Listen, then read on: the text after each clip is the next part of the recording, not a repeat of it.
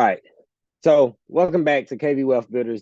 This week we're going to be talking about some more real estate investing. So we're in the first week of 2024. So happy New Year's to everyone, and hopefully you guys have been out here grinding and making an effort to get your real estate career started or to get your real estate business growing, regardless of what you've been doing in so far in 2024.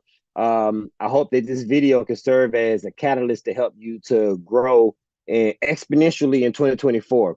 So if you watched last week's episode, we talked about how do we start that process? What are some things that we could think about? We went over SMART goals, and this week we want to talk about the pursuit of excellence in real estate investing. What does that mean to pursue excellence? Many people have heard of the movie Pursuit of Happiness, but you know, I think that in order for us to get to that happiness, we have to learn how to pursue excellence. And how do we do that? So we're going to talk about that this week. How do we pursue excellence in our real estate investing career? And I'm going to jump right into it because I don't want to draw this video out.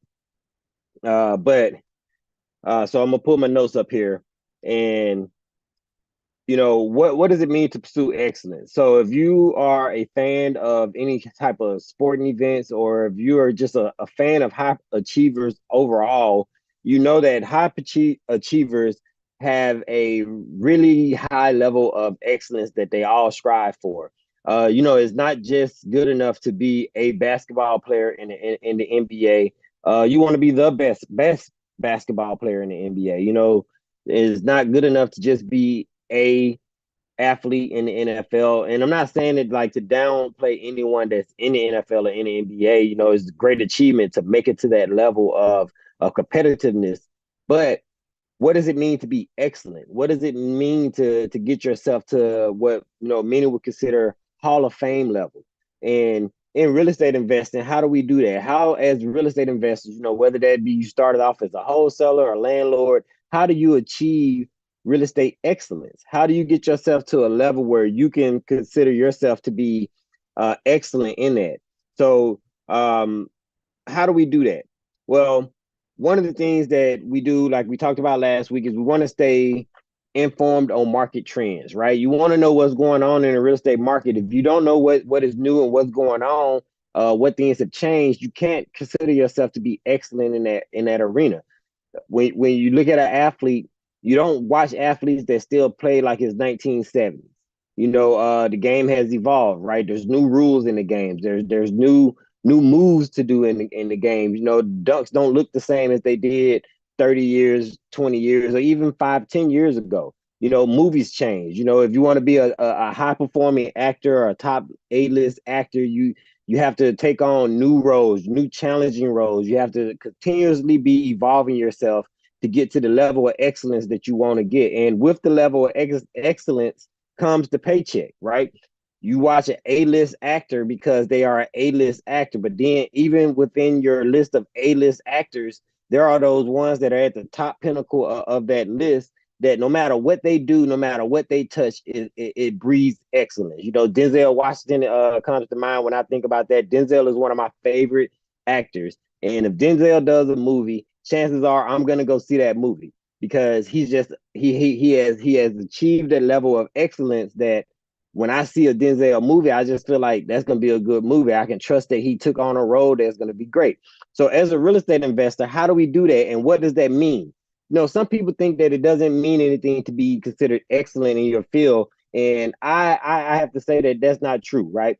Um, as a real estate wholesaler, real estate investor in general, when you're looking at properties and you're sending properties over to your, say, cash buyers, or if you're a landlord looking for a new tenant, you want to know, people want to go with someone that is excellent. When you look at the reviews on a restaurant, you want somebody with a 5-star review to get your food from. You're not looking at people with a 2-star review. You're not looking at the 1-star review, the 1.5-star review. And if you are, you read those comments to see what their review was about. Was it just some people being petty, or do they have a history of being below the standard? So with real estate investing, we want to make sure that we're doing the same thing.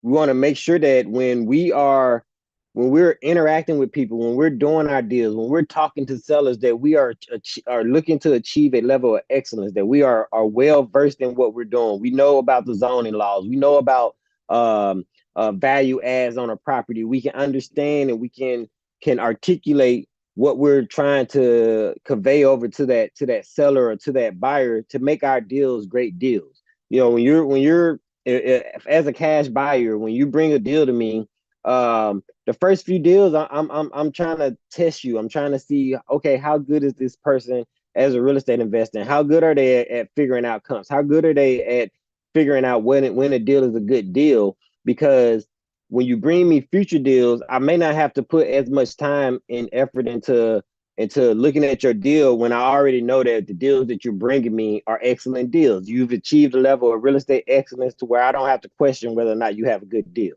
And that's what we're always looking to obtain, right?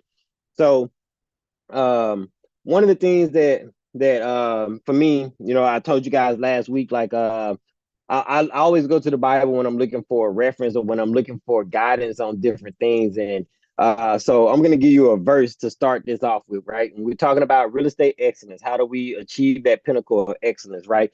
And Ecclesiastes, let me pull this up, 9 and 10, right, tells us that whatever you whatever your hands find to do, do it with all your might, right? And in real estate investing, this translates very well, right? Whatever your hand finds to do it with all your right, all your might. Now, I thought this was really powerful because our hands are our number one tool in real estate investing. You know, when you're going out, you're looking at properties, you're touching stuff, you look your hands and your eyes. You know, whatever your eyes, you can switch it up. Whatever your eyes are set on, do it with all your might. When you go out and you look at a property, you want to make sure that you're doing your real estate investing with all your might. You want to make sure that you are looking for the top value that you can get for a property. You want to make sure that you're taking care of the person that's selling the property to you. You know, you want to make sure that the seller can go off and give you a great review and say that, hey, this person took care of me. This person made sure that they gave me the most that they could give me for this property while still making sure that they can make a profit. Now you got to make a profit, but you want to make sure that you're achieving real estate excellence. And how do you do that? By doing it with all your might, by going out and doing the research, by figuring out, okay, what is the zoning laws in this area? What are the value adds for this property? Is this property better served as a tear down that I can then go back and build two on? Or is this property a single family property that I can only use as a single family property, but maybe it could serve well better as a midterm rental or short term rental rather than just a regular rental property. These are things that as you continue on your real estate investing career that you're going to become more and more efficient with, you're going to become more proficient with, and it's going to really help to push you up to a higher level. You know, you can offer a person more for a property when your exit strategy makes sense. And if you can find ways to give someone what they're asking for on a property, then that makes you a more valuable option for them in the future. You know, you may get repeat business, especially if you're talking about a person who owns more than one property. We love looking at people with linked properties that have, you know, maybe 2, 3, 10, 20, 30 properties. Well, I want you to come back and sell your next property with me. I want you to go and tell your friends about me. I want you to go and tell your family members that you sold your property to my business and that my business took care of you. I want the buyer to go and tell his friends that, hey, I bought a property from this person and they said that it was a great deal. And guess what? It was an amazing deal. You know, they made sure to leave some money on this deal for me to make money on this deal. You know, we can get greedy at our point of entry into a deal or our point of exit out of a deal. We can get very greedy. You know, people will look at a deal and they'll try to squeeze every penny that they can out of that deal. And you want to make sure that, again, real estate excellence means that you're the person that people think of when it comes down to real estate investing. When your family and friends think about selling a property or about buying a property, they should reach out to you because you've reached that podium level where you're the first person that comes to mind when they think about selling a property. And how do we do that?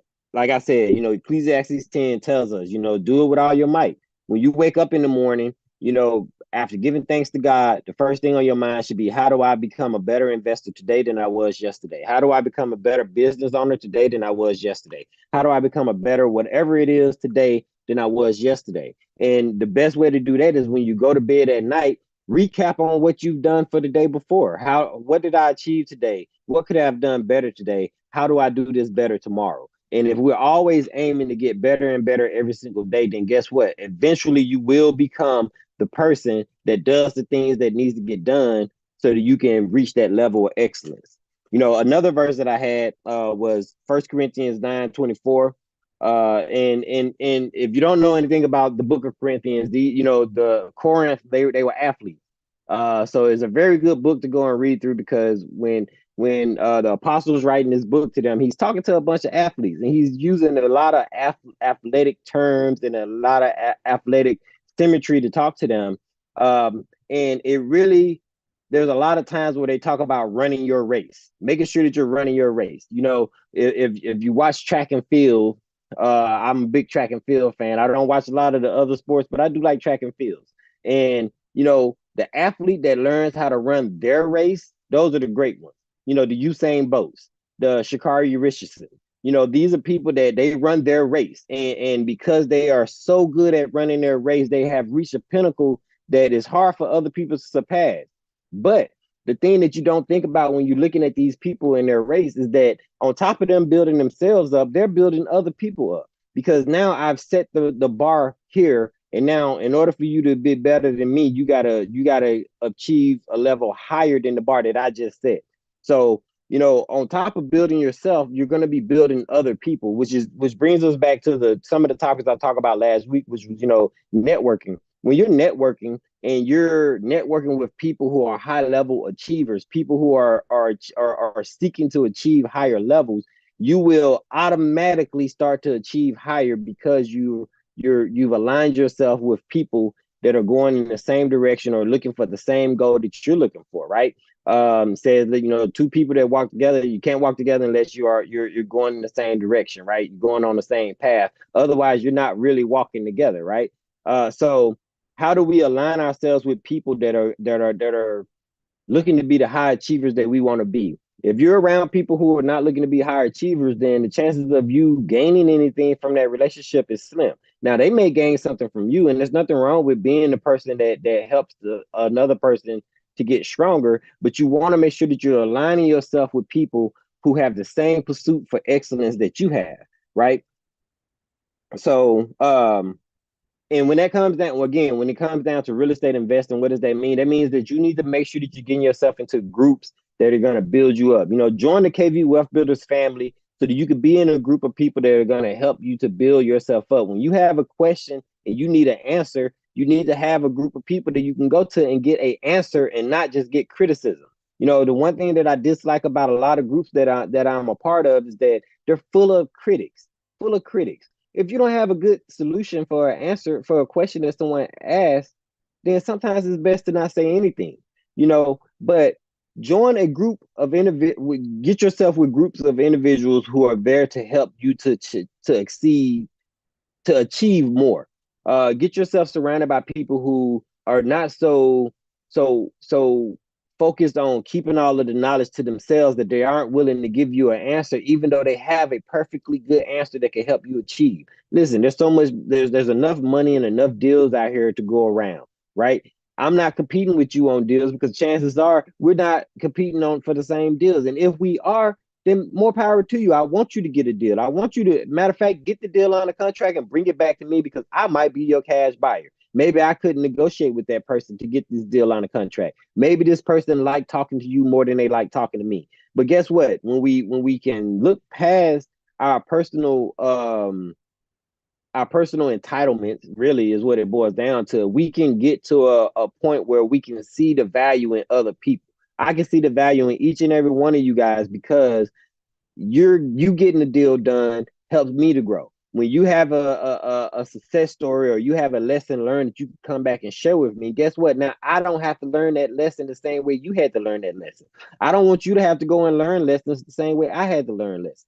The quickest way for you to get to a level of excellence in your real estate investing career is to surround yourself with people who can help you to learn lessons without having to learn them the hard way.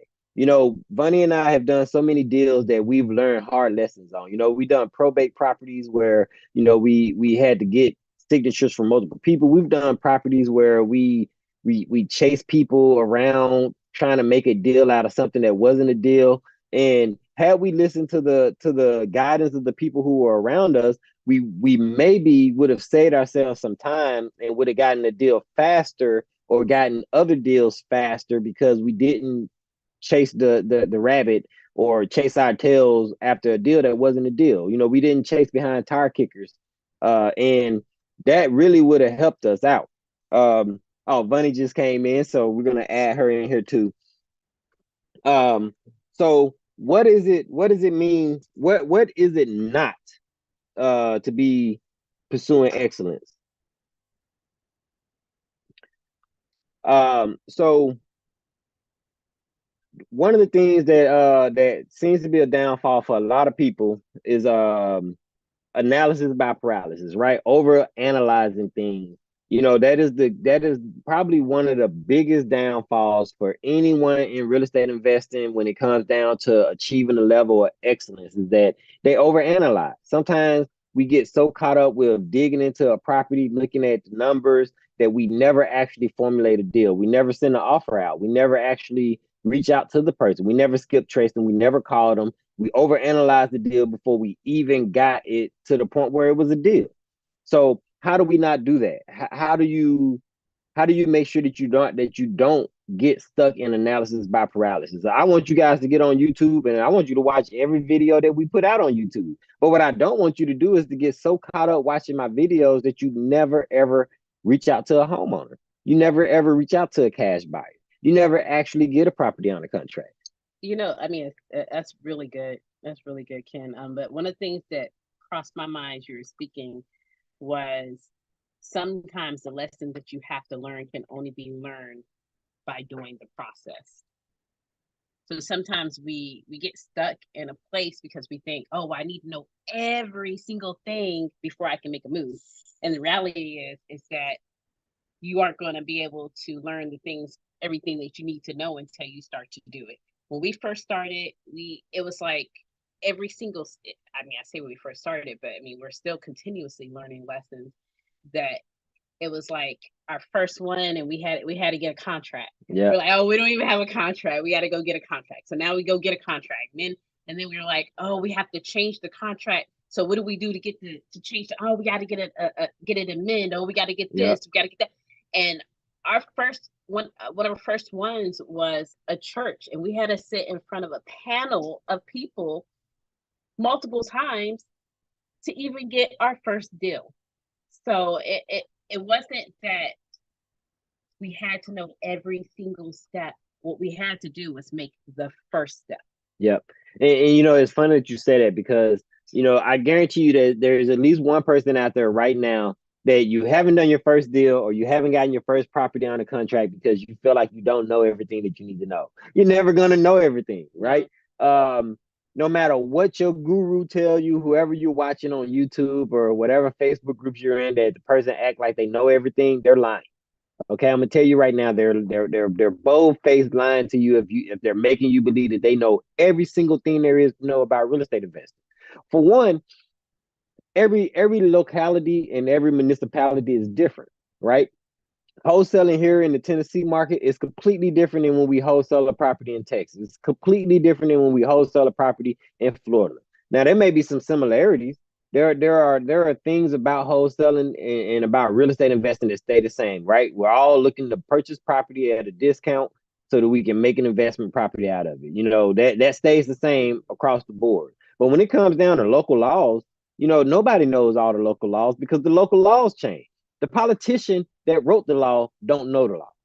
And that is probably like the number Yeah. one thing that you'll learn is that most times they don't know the law. They don't know what they wrote into that document until you go and research it, and then you can use those that law for yourself. But it's a continuous thing, right? I mean, we're like the code, the zoning laws that we learned, you know, 2 years ago in Nashville are not the same as the No. zoning laws now. You know, I before, could just think of one in particular, which was the Airbnb yep, laws short changed. term rental. Yeah, short The term. yep, Everybody was hopping on the short term rentals. and everybody wanted these certain codes because they could put two and Yep, all of that. R6. So Yeah, so we'll break that down for you real quick, right? R6 lots. People were looking for properties that were on R6 lots, and it didn't matter if it was a single family home. They would knock that sucker down and put two brand new homes up on it. Each one of them selling for $500,000 to $800,000. So now you're talking about $1 million to $1.6 million worth of properties that you were putting on a footprint that where a property was worth maybe 300. Maybe you bought it for 300,000, right? But it was a great deal. They were great deals when the short term rental market was there and people were able to buy them and rent them out as Airbnbs, and they right? were banking. And I'm talking about whole neighborhoods got redeveloped after this law came out. Well, fast forward to now, and Well, because the law was there, but yeah, then they changed the law. yes. Yeah. So fast forward to now, the law has changed, and you can't do non-owner occupied short-term rentals in certain neighborhoods now, in certain zoning districts too. The funny thing is that again, localities matter, right? This part of town has one law versus this part of town that does not have that law. It really boils down to what your local politicians are doing, right? So the person who's over it in say zone A or district B, they decided that they didn't want short-term non-owner occupied short-term rentals because they were turning into party houses. So now they're not as valuable as they used to be. So now when you go and you talk to someone, they have an R6 lot, they're thinking, oh, well, this is the R6 lot. 2 years ago they were selling for this. That was 2 years ago, buddy. Now we can't knock it down and put two on there and put them up as non-owner occupied Airbnbs. The only way it works is if someone wants to live in it in Airbnb. Well, now it's not a great deal because I can't rent the whole property out. So that drastically changed the dynamics for those neighborhoods. Now I can't come in here and offer you $300,000 for your property because it's just not worth it anymore. Yes, I know that the comp stated 2 years ago. Maybe you should have sold 2 years ago, but you didn't. You wanted to wait it out. You thought that the neighborhood would come Yeah. up. So So and those sometimes things it'll happen. make you pivot. So instead of it being great for a short term rental, maybe you look at midterm rentaling, or maybe now Yeah. you're looking at you're building it and you're going to sell it or you're going to rent it out long term.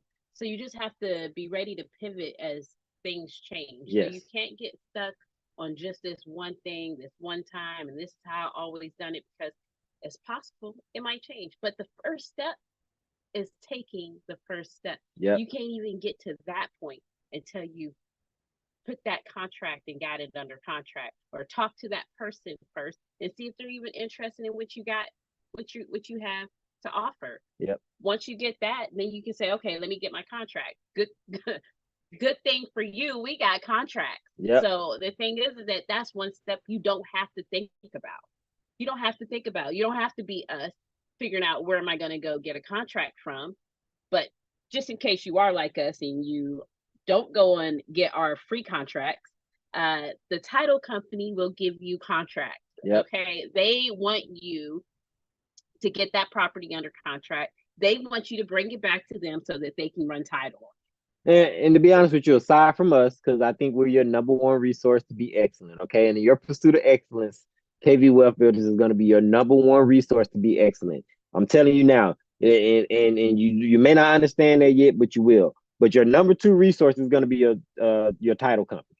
Your title company is valuable. They can answer the questions for you that you have. They know the local laws a lot of times, and if they don't, they'll research it. Most of them have a They attorney. Yeah, you're right. They all have an attorney associated with them or that owns them most times. Most of the title companies that we deal with, they're owned by real estate attorneys. So they're very, very, very proficient and very, very helpful. I mean, we did a property where we had to do a memorandum, affidavit of memorandum, and the title company drafted it up for us. They would have sent it in for us, but we wanted to be proactive, so we went, picked it up, and hand carried it to the county clerk and, ourselves, and but just we didn't to have to. now this is a little more high level on that one. That's something that you would have to do on every single deal. This Yeah. one was a special case for us to go and do it. But what it does, that memorandum does, is it clouds the title. So you can't just go and if somebody's trying to take your deal from you, you can cloud the title, so that they have to go through you to be able to even sell the property. So the next thing on the ideal of your pursuit for excellence, and again, remember we're talking about pursuit of excellence in real estate investing, right? The next thing is don't avoid avoiding, or not don't avoid avoidance, action over avoidance, right? Good. And like Vonnie was just saying, she caveated into it already. You don't want to avoid doing things so much that you never do anything. You can't win a race if you stay at the start line. The start line and the finish line in most races are the same. It's the same line, but you can't start the race or win the race if you never leave the start line. It doesn't turn into the finish line until you leave the start line. So what does that mean? That means don't be afraid of the risk. We sometimes we're so afraid of failing that we never want to get started. Well, The failure, wait a minute, the fear of failure. yeah, fear of failure. And if you're so afraid to fail that you don't want to get started, then I suggest you go and get a regular job. But just know that even with your regular job, there's a chance of failure. You can put your dependence on someone else to keep you employed, but what happens when they fail and you still part of their failure? I'd rather be a part of my own failure so that I can succeed than be a part of someone else's failure so that they can succeed. Businesses sell their businesses all the time so that they can succeed. And then you become a part of their story. Well, craft your own story. So don't be afraid of the risk of what if this doesn't work out? What if this deal falls through? But what if it doesn't? And even if it does fall through, now you have a lesson learned. There's so many deals that we've put our hands on that did not pan out for us. And like I said earlier, they didn't pan out for us, don't mean it didn't pan out for somebody else. So what do we do when we have a failure? We go back and we reevaluate the failure. Okay, was this a failure because it was just a bad deal, or was it a failure because we didn't do something? Was it a failure because someone didn't like the way we talk? You know, um, Sometimes it again it's some things work on you and some things work for you. So even though we would classify that as a failure, it was something that was working on us. It was something that we no longer have to go yeah, through that again because we've learned from that encounter with that situation.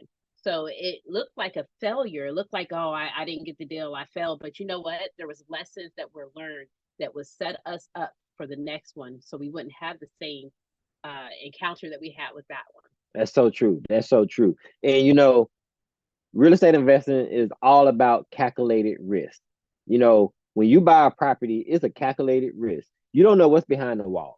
You don't know what the plumbing really looks like. You don't know what the electrical really looks like. A lot of times, it's a very calculated risk.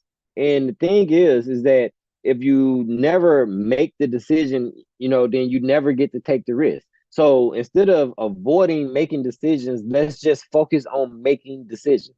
If you need help with that again, that's where we come in at. That's where having a group that you can go and ask questions. Get into the YouTube channel and drop your comments when you got a questions about something. If you need some more one-on-one, more personable help, get into our Facebook group so that you can get some more one-on-one help. If you need somebody to hold your hand, get into the challenge so that you can get some one-on-one help. We're going to be running challenges all through 2024 to help people to prepare their business for it. Sometimes you need a challenge. Sometimes you need a race to run to get to where you want to Yeah, go, right? you I mentioned used to that. always say that, like, when I wanted to run a marathon, like I had to sign up for a race in order for me to get out and actually do the things that I needed to do to get ready for the race, right? I signed up for a 5K. Well, now I have to go out and run to prepare myself for that 5K. I signed up for a marathon. Well, now I have to get out and go run to prepare myself for that marathon.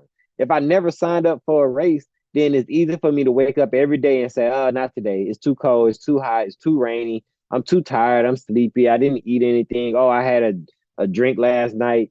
All these different things that start to rumble on in my head to keep me from going out and doing the things I need to do to become the person that I wanted to become, right? Not that anybody else wanted me to become, the person I wanted to become. I wanted to run a race. So sometimes you have to sign up for a challenge and take on a challenge in order for you to actually get out there and start doing something.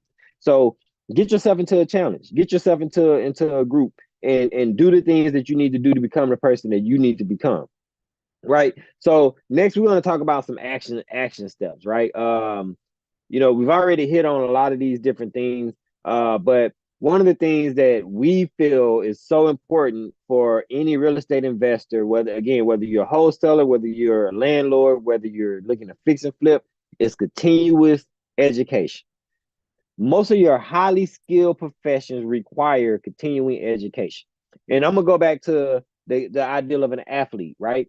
We love as a society watching the basketball player and the football player on the big screen playing the game when it comes down to game day. But what we don't think about is the continuing education that they're getting off field. You know, training. the well, not just the training, right? Yeah, they're getting the training on the field when they're going to practice, but there's classroom time. They have to go and learn plays. They have to remember the plays. They have to figure out ways to make the plays better. They got to go and watch film of the other team so that they can see, okay, what does this team do in a fourth and down situation? But on top of that, they got to go and learn what are the new rules. What are the new rules that are coming down from higher up, that are going to govern whether or not we are a successful team or not. And the team that can adequately do that is the team that is successful year after year after year. Whereas a real estate investor, the real estate investor that can do that is the one who is successful year after year after year, right? There's nothing worse than getting into a property, and anybody out there who's ever rented a property in the past, you know that getting into an outdated property sucks. Nobody wants to move into the property that doesn't have AC yet, that doesn't have a dishwasher, that the paint is outdated, the cabinetry don't look like the cabinetry that you saw on HGTV. Continuing education would save those landlords from having that hassle because they would be learning new strategies, new ways to make the property better, new ways to incentivize the homeowner to take care of the property. We met this guy at a real estate event, Mr. Landlords. Mr. Landlords tell you to offer your tenant a gift every year as a renewal gift. Putting in a new ceiling fan or allowing them to paint a room or changing the carpet in one of the rooms. You're giving them something so they're not so upset that you had to up the price on the rent, but you're also getting something in return because this is your property that you're increasing the value on. So when it's time for you to sell that property, that property potentially has more value than when you bought it. But it does another thing as well, and that just for our investors that are looking at becoming landlords or current landlords, it's also giving you a chance to view the property and to see how that person is taking care of your property. Yeah. So you get a chance to say, hey, we're going to come in and you can pick between either having a paint in this room, new paint in the room, or we can give you a ceiling fan. Which one would you prefer? Well, it doesn't matter which one they prefer because you want to make them happy so they stay longer. And it gives you an opportunity to view your property and make sure there's not anything else that needs to be updated. That's true. That's very, very true. And again, everybody has heard from a landlord who has a horror story about how something happened to a property they didn't know about. So these are strategies that you can learn through continuing education by going to your local real estate events. Even if you're doing virtual real estate investing, we want you to get on our channel and follow us. But I also want you to go to your local real estate meetups, because those are the people in your area. If you want to know what the money is for real estate investing, go to your local meetup and you will find the money that you need for anything that you're looking to do. There's private money in there and there's institutional money right there at your local real estate event. If you want to know who's buying properties and where they're buying at, or what the future for your city is, or what the new building technique is, or what vinyl siding colors there are popping, go to your local real estate event, and I guarantee you will learn something from someone there. But don't just go and be a wallflower. Go and network with people. The whole point of a networking event is to network. If you go to a networking event and you didn't meet anybody new, you fell in yourself. And I would almost even like to say this because I've seen it time and time again when we've gone to these events. Is don't just look for the person that looks like you. Yes. Find somebody that doesn't look like you. Yes. Yes. And okay. People, you know what you mean by that. Okay. If you're I'm just gonna be real with you. If you're a black male, don't just only go and talk to the black males. If you're a white male, don't just go only talk to the white males. If you're a woman, don't just only go talk to women. If you're young, don't just only go talk to young people. If you're old, don't just only go talk to old people. Talk to everybody. everybody, because you don't know who has the information that you need. When here's the thing: when we go to networking events, as much as I love him, we do not stay together. We don't. We we divide and conquer. we That's come, it. we chit chat a little bit with each other. We'll split off. We'll come back together. We'll split off. We'll come back together. We'll start a conversation in the group. One Yeah. of us will leave and start whoever that person is talking to more. The other person will dismiss themselves, go nicely, start talking to nobody, another person, bring the other person over, and then leave. And it's just a continuous thing. Yeah. It's like we're working the room. So if you have a partner, your spouse, whoever Your you're with, your kids. kid, yeah, that's Yep. Take your kids. You got teenagers, take them to the networking event. if you are in a networking event, you need your goal in that event should be how many people can I go and introduce myself? How many Hmm. people can I exchange information with? How many Not even people? exchange. Can I get the Yes, information from? You want to get phone numbers because you yes, want to be in control of that. You want get the phone number and send the text right then and there. yep, I don't care if it's a pre-typed up text. We have a yep. pre-typed up text message that we send to everybody when we go It to a networking it event. literally is this long, Yep. Yep. but So if you got an old phone, you probably got 6 text messages from yeah, us. and that's okay because we're giving you everything in there. We're telling you our company for our private money lending. We're Yep. telling you West Coast about private money lending. West Costa. We're also letting you know about KV Wealth Builders, Yep. and we're also letting you know, hey, we buy houses as well. So we have three separate ones, and we put them all in that message so that we can. So if I never Copy get and a paste. chance Copy and to come paste. back to you, which I should, but you have my little profile and you can hit up all my locations. You can say, and if I didn't get a chance to possibly talk about KV Wealth Builders or West Costa Private Money Lending, um, I have an opportunity to now talk about it because you're going to see the message and say, oh, you lend money? And I can say, yeah, we do. Yep. I just want to make sure you had that just in case you had a property that you needed some refinancing on. And now that opened up a whole nother conversation. Okay. I'm going to put my information in your hands and then you need to follow up. Can I say that again? Yes. You need to follow up. Yes. Yes. Don't just send the information and say, did it. It's going to work. Yeah, you planted a seed, but now you need to come back again and you need to water Oh, it. that's so good. That's so good. Look, we getting ready to roll into that seed planting time. It's probably one of my favorite times of the year. I hate being cold, but I love when we get to that point where we can start planting seeds and then you water that seed until you get a fruit.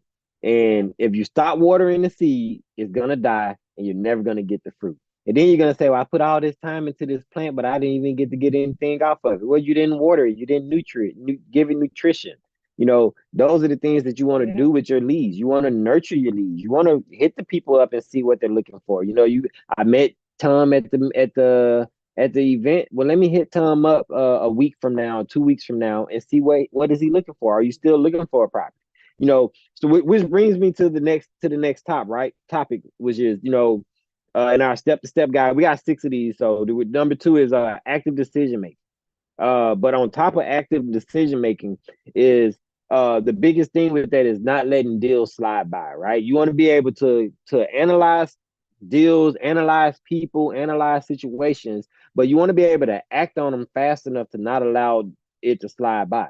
And a prime example of that is Bunny and I have deals all the time that we'll see something, we'll add it to our driving for dollar list, we'll wait a week, and then we'll get an email, and the deal that we just looked at is in our email.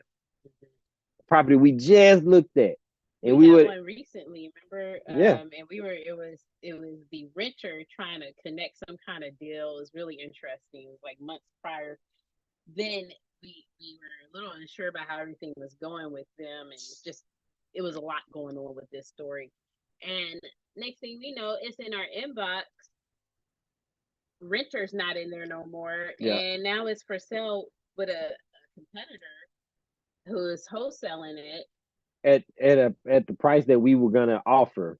Yeah, so the thing is that don't Well, no, it was at a it price was a higher than what higher, we were going to yeah. offer. But from us analyzing it, we can tell that they had to have gotten it on the contract for the price that we were going to offer or lower.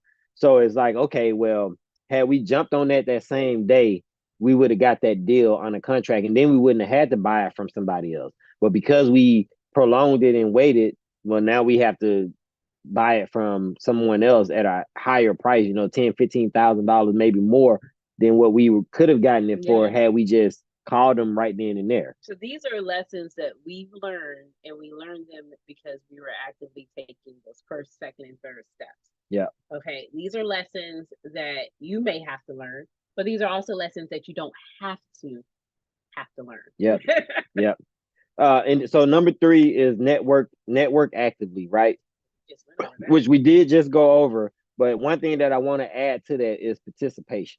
Make sure that you're participating in the discussion, because participation matters. When you were in school, for those of you who are I guess seasoned like us, I'm getting ready to hit my 20-year reunion this year, and you know the art of participation is a lost art because we thought that it was our teachers trying to force us to do their job. Well, really, participation is for the learner. The more you participate in the learning process, the more you actually retain. So when you're getting into these groups, when you're going to these networking events, like we said, you go to a networking event, you want to be able to talk to people, participate with people. This is going to do a few things. They're going to remember who you are. When you go back to that networking event, somebody's going to remember, oh, hey, Ken, I met you last week. I met you last month. I met you 2 months ago. I met you online. Yeah. And it brings us back to some of our first events. I remember we showed up, and a friend of ours, he's a friend of ours now, but at the time we didn't know him, Malik, and he was like, "Oh, KV," and then we were shocked. I was famous. Yeah, but he knew us from our online presence, from our Facebook. Yeah, I think it was Facebook. Okay, I remember he said that, and he was just like yelling it, and we were excited. Yep. But the thing for us that we learned is that, okay, the more we participate with people, the more that they remember who you are. The more that your buyers should know your name. Your best buyers will know your name, because that means that you're actively participating. But on top of that, when you're going into these groups, when you have questions, when you get into the KV Wealthbuilders Facebook page, and people are asking questions, actively participate. Ask your questions under somebody else's question. Somebody asked a question and they got an answer or didn't get an answer, and you have a follow-up question, ask your question. That is the place for you to do that, because you want to get that clarity. You want to make sure that you completely understand. If we provide an answer and you don't understand the answer we provided, say that, so that we can answer it in a different way, so that we can give you a alternative way of looking at the answer that we gave. And that active participation is going to help you. That active, participating in the discussion. So number 4, we talked about this last week. Before you go to number 4, I know we're on networking, but connect with a mentor is really important as well. Yeah. And the thing is that a lot of people do not get a mentor, and they think they can just be out here. But if you notice, in a lot of the stories that we're telling you, we've connected with others, and maybe some of them weren't like that specific mentor, but they were mentoring us. Yeah. So I want you to just know that, a lot of people say, oh, well, I don't know where to find a mentor. You're watching this video. Yeah. So you got 2 sitting in front of you. Yep. And to bring that back to the ideal of high achievers, your most of your high achievers have mentors. Your basketball players, they got mentors. Kobe was Jordan. It's not ironic that he became as great as he did when his mentor was as great as his mentor was. Yeah. And getting new mentors like in different seasons. So right now you might be in a season where you're trying to learn how to do this one specific thing, right? Yeah. And this person is excellent person to do this one thing the way that you want to do. Okay, well, that's a great person to go and get that from. And then you might say, okay, well, this person does this type of this is one of their tools on their belt that they are able to use. You have different exit strategies. Well, each person might have a different exit strategy that they're good at. And the thing is that your first step is to get a mentor that's going to help you get going, get started, start perfecting. And then they'll be able to give you so much, and then you'll be able to go to another mentor and get so much from that mentor, and get a new mentor, and get from them. So you don't come to me to learn how to play guitar, because I'm not your mentor for that. Me neither. Now, if you want to learn how to play guitar, there's other mentors for that. Yeah. Okay. I played trumpet. Maybe I can give you a little mentoring on trumpet if I can remember, but yeah, the guitar is not the thing that you want me to teach you on. So you want to That's keep true. that in mind. Like, so if a lot of people, well, I won't say a lot of people, but there are some that will look and say, oh, well, this person's doing, uh, they're doing $1 million or $2 million, and that's where I want to, who I want to follow. That sounds really good. However, they're going to be teaching you at a level that you're not yet ready Or a strategy that you don't want to learn. for, or strategy that you can't learn yet Yeah. because you Yeah. don't have the basics down. Not everyone that's making a lot of money is the right fit for you. You know, like we've learned that, it really comes sometimes it comes down it boils down to, do I even like listening to this person? You know, do they align with me? Do they align with my values and my beliefs? You Yeah. know, and not Well, to you know talk what? about anybody, but like Gary Vee, I love Yeah. watching a Gary Vee video, but there's some stuff about Gary Vee that I don't find as appealing, and as a result of that, um, he may not always be a great fit as a mentor for me, and depending on what area I'm looking for mentorship in, so it really, You're not also going just if you want to find the person that's aligned, like you said, aligned with what you're trying, yeah, what with your your beliefs and goals are, values. Yep. what your goals are as well, because somebody else's goal is to get as big as they can, which is great for them. Yep, which But means that they're working, 24 hours a day to right, get as big as they can. And right, if you don't want to do that, that that's not might your not be mentor. that's not your mentor. You're looking for passive income, then you need to find someone who is focused on passive income, not somebody who is focused on work as much as you can to get to where you want to be. Our kids are homeschooled. We like being at home. Um, we like having our time. We like having control of our time. We like talking to you guys. We love doing real estate investing. We love looking at properties. We love dreaming about the new concepts that we could put on a piece of land and all of those different things. But what we don't enjoy is, I do not want to have to wake up in the middle of the night and go look at anything for anybody. Like when I'm ready to go to sleep, I want to be able to go to sleep. And if the person that you're learning from is telling you always stay ready and ready to jump on, yeah, If that's that's what not me. it's, yeah, but it might be you. And if it's you, then that's the mentor you need to find. Hmm. Yep, I agree. Um, yeah, so Yeah, I'm four. sorry. Number four is SMART goals. We talked about SMART goals last week. Remember, they're specific, measurable, achievable, relevant, and time bound. Right. Going into 2024, we want to make sure that we're setting SMART goals. And one of the ways that you're going to do that again is by educating yourself, because you can't set a goal for something that you're not educated on. So make sure that you're setting specific. Those of you who are looking to get a deal done, what type of deal do you want to get done? How do you know when you're making traction?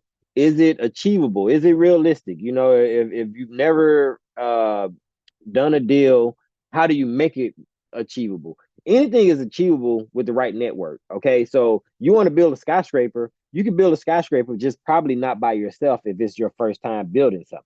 But if you get the right people around you, now you can build a skyscraper. So now but if you set those SMART goals, you can figure out how to do that. Is it relevant? Does it relate to the thing that you're doing? When we're doing real estate investing, if we're talking about wholesaling, if you're a wholesaler, you need to be learning how to wholesale. If that's the strategy that you're looking to achieve in the next 30 days, and make sure that the things that you're doing are relevant for a person who wants to wholesale a property, not relevant for a person who's looking to be a landlord. You know, and then is it time bound? Time bound means that you set a deadline and that you do the actions to get you to that desired location by that time frame. I talked about signing up for challenges. When I signed up for running events, they're always time bound. Like the marathon, maybe it happens in June. So I know that I have between now and June to get myself in condition to be able to run a half marathon at a 2 hour pace. And that I need to be tracking myself, every month, seeing how much better I've gotten. That is a SMART goal. I can set SMART goals to help me to achieve that. And you can do the same thing in your real estate investing career. And again, if you have questions, drop them in the comments. Come find us in the group, and maybe we'll do a separate video where we just focus on helping you guys set up some smart goals to help you achieve what you're trying to achieve. I know many people get into real estate investing, especially wholesalers, and you need to make money in the next 30 days. Well, you need to have smart, actionable goals that you can do to be able to do that in that time frame. Otherwise, you just it's gambling. You're just gambling. It's Russian roulette, and you're hoping that you land on something that's going to be profitable. And that's not a way to run your business. Trust me, we know because we've done that before. It's not profitable. You scattered. Yeah. Number 5 is apply some biblical wisdom. This for us, this is very important. You know, I really think that our business started to change when we started praying and asking God to send us people that we can help, send us people that can guide us, send us people that can mentor us, send us people that align with what He saw our business becoming. But then it also helped us to change our business and to see it in a different light. You know, God told us to have dominion, right? Be fruitful, multiply, have dominion. How do we have dominion as real estate investors, right? There's so much land out here that we're meant to cultivate and to make better. And one of the things that we can really do is to figure out, how do I do that while still bringing glory to God? Well, I got to bring people affordable homes that they can live in. I got to bring them quality homes that they can live in, homes that they can feel safe raising their families in. And you may say, well, I'm a wholesaler, I'm not doing that. Yes, you are. You're bringing deals to real estate investors, whether it be flippers or landlords, and you're bringing them deals that they can hopefully turn into a property that someone can raise their family in, that someone can be happy in, and that they can find God through this home. Because you know, when you find a place to live, that's probably the biggest worry that we have in life. Sometimes is our it is, yeah. So But you know, the thing is, it's like it's not only it's how do I serve at the greatest level I'm able to serve them at. You know what I mean? That's if you're, I'm gonna say wholesaler. We'll start with wholesalers, or even flippers. This goes for both. Actually, goes for anybody. How do I, if I'm a wholesaler, how do I get the property out to an investor, another investor, at a price that actually makes sense? yeah, How do I serve them in the way that I can serve them at the greatest, highest level? yeah, Okay, because our job is to serve others. yep. And the more that you learn how to serve people, the more they're gonna come back to you. You go to a restaurant that has good service. Like I talked about in the beginning, you know, you looked at those stars.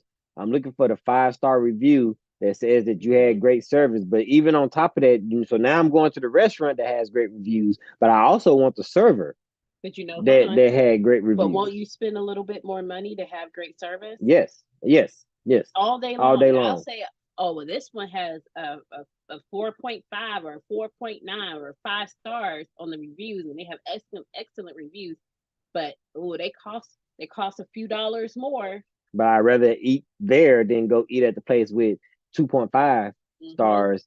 That the food is inconsistent, and the staff is yeah, let subpar.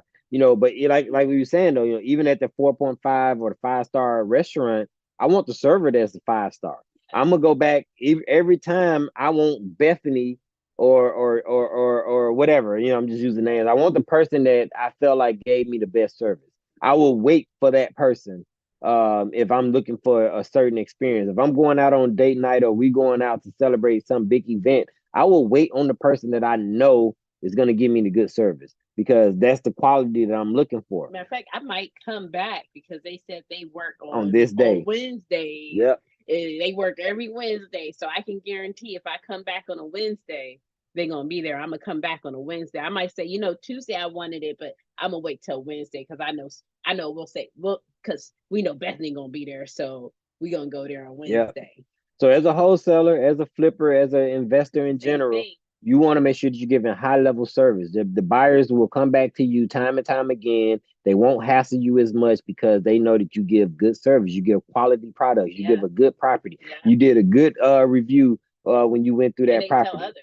Yep. And they'll say, well, I didn't need this property, but man, you should definitely check it on their list. Yep. And that's the same thing with our lending products. You know, we want to give a good service and a good product when we go and we're helping someone to secure the lending for a property that they're doing, because I want you to come back again. I want you to come back and bring every single deal that you need financed until I want you to bring it back to me. I want you to. That's not even. I want you to. I Yep. want to help you with that process. I want to help you become the landlord you always wanted to become. I want to be able to serve you in the places that you need to be served. Yep. I don't want to create some brand new something. I want to serve you how you needed to be served. And if that's getting into the property, great. If that's now refinancing the property into something, into another product, I want to help you with that as well. So true. So true. And that brings us to the 16, which is regular self-assessment, right? We're at the beginning of the year, and this is the time when a lot of people do some type of self-assessment of what happened in the last year. We normally set our New Year's resolutions are based off of how our last year went. But in 2024, I want to challenge you guys to do that more often. You know, maybe even like I said, you know, when you go to bed at night and you wake up in the morning, it's actually a good time to reassess yourself. But if you can't do it that regularly, maybe every month or every quarter, you should be reassessing yourself and saying, okay, how was this last quarter? How was this last month? And the thing about that is you're always evaluating your strategies, and you're evaluating your practices and learning from not just your successes, but from your failures. You can learn so much from the things that you fail at, because you, if nothing else, learn what not to do. And if I can do less of the things that help me to fail, I can focus more on the things that help me to succeed. Um, I always like to throw in like ideal, you know, like in the Marine Corps, we used to do what we call after action report. You know, after any big exercise, after a deployment, you will come back, you do an after action report. And what this did is it allowed you to learn from your mistakes. It allowed you to learn, you know, how much downtime did the aircraft have? You know, what were some things that we did during this deployment that we can fix before we go out on the next deployment, so that we don't even have these problems the next time around. What are some maintenance practices that we can incorporate so that we can avoid these headaches that we had to do in a stressful situation? Because I want to do more of the maintenance stuff in a non-stressful situation, so that when I get into the high tempo situation, I don't have to worry about it. So what does that mean in real estate investing? You want to make sure that you're looking at the things. So like if you go and you do a deal and you know that you had problems with the paperwork, you had problems with getting the seller to sign something because your platform was messed up. Those are things you want to fix in the in between time by doing those stuff assessments, so that you don't have to fix them when you're in the nitty gritty and you're trying to get a deal closed, and now you got to figure out how to get a mobile notary to go out because you didn't get your DocuSign set up, and all these other things that can be fixed in the downtime by doing just a simple step assessment. Um, and it'll actually help you fix a lot of these other problems that we talked about. You know, if you're assessing yourself on a regular basis, you can identify where you need continuing education. Where do you need to go in and learn some more about something? When you don't know what you need to learn until you identify what you don't know. Where who do I need to go and network with? Well, I can figure that out by doing a self-assessment and then saying, okay, well, I need to find more people with money. I need to find money for my cash buyers because my last three deals fell through because my cash buyer couldn't secure the funding. So maybe I need to go out and find more funding that I can give to my cash buyer as an option. Um, those are things that you can learn from a self-assessment, and then you can incorporate them and then save yourself some time and some effort by doing that. And so that kind of brings us to the end of this video. We didn't really want it to run too long, but I do want to bring back up, like I said, those verses that I brought up. Please go and read Ecclesiastes chapter 9, verse 10, and First Corinthians 9:24, and let me know what you think about those. Let me know if these are some things that you could do, that you can incorporate into your life to help you to become a better real estate investor, but in some cases a better person overall. And what are some things that you've done that you did not do with all your heart? What are some things that you didn't do with all your might, and how did that work out for you? I can think of plenty of things that I didn't do with all my might, and If I was to go down and list out things that I consider myself a failure for, and I say that with quotations because every failure is an opportunity to learn. You just didn't. It worked on you. Yes, exactly. It worked on you. Failures work on you. Yep, successes work for you. Okay, so keep that in mind. It's not failures. They were situations that were working on you so that you can become the person that you need to become to do the thing that you want to do. Yep, Okay. yep, yep. So go back and read those two verses and just let me know how what does that say to you? How does it speak to you? And in your real estate investing career, whether you're just starting out or whether you've been doing this for a while and you're looking to expand and grow, how can these two verses really help to propel you in 2024? If you started doing everything with all your might and focusing on running your race, what does that do for you as a person in general? Um, Bunny and I are so happy that you guys decided to join us today, that you decided to tune in to watch us, whether that be on Facebook, YouTube, Zoom, whatever it is. But we want to make sure that we're bringing you content that you need and that you want to hear about. So if there's anything in particular that you need help with or that you need some advice on, definitely let us know. Drop the comments in the comment section. Join the Facebook group if you need the link. Check the comments. I'll make sure that I put the link to the Facebook group in the comments so that you can join this Facebook group and you can get the help that you need. But here's the thing, right? If in 2024 you want to be a real estate investor, it starts now. If in 2023 you wanted to be a real estate investor and you did not achieve that achievement, it starts now. There's no reason for you to wait any longer. I don't care if you're working a 9 to 5 and you feel that you got to wait until you get more money.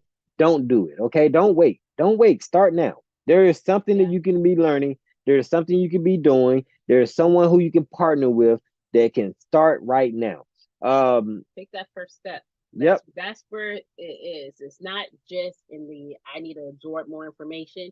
If you want to do it, take the first step, talk to people, get a mentor, get in the groups, figure that part out. Don't figure out, oh, well, I just need to learn more because you already know enough. Yep.